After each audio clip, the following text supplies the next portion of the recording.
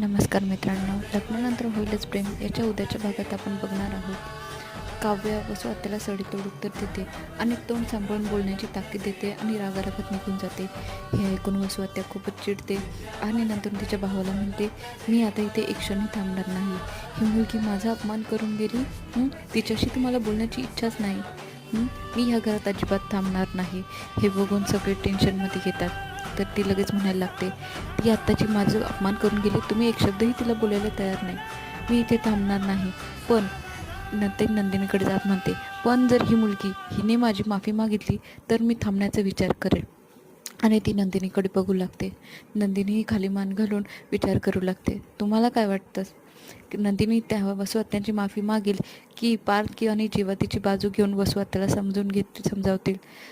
तरी आपण उद्याचा भाग बघू आणि यानंतर कळेलच की नंदिनी यावर काय निर्णय घेते.